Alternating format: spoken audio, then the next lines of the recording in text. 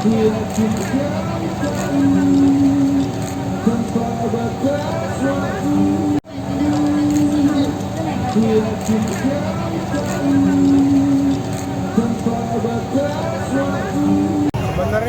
nggak ada rasa apa-apa sih, kayak biasa selama ini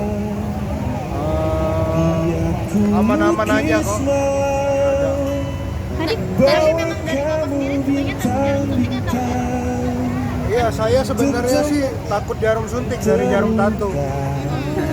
Ya, memang agak lucu sih, cuma demi edukasi kan sama masyarakat kan, jadi saya juga beranikan diri gitu. Sebenarnya orang tua juga nggak mau divaksin. Saya mau jadi kasih contoh yang baik lah gitu. Jadinya, ya saya pedagang. Di bidang pedagang apa kok? Saya jual warehouse perabotan. Oh, pada saat pendataan vaksin itu memang Bapak udah antusias dari diri sendiri untuk ikut ya? Iya, sebenarnya Edukasi dan mensosialisasikan ini kan udah divaksin dari kemarin. pasar Cuma saya kemarin yang nggak di ada toko, di ada di Cinde rumah. ini. Dan Jadi pas alhamdulillah saya berhasil sorenya dari datang, dikasih tahu, saya 270 bilang saya mau vaksin besok. 253 Baik, makasih banyak. bersiap Ya. untuk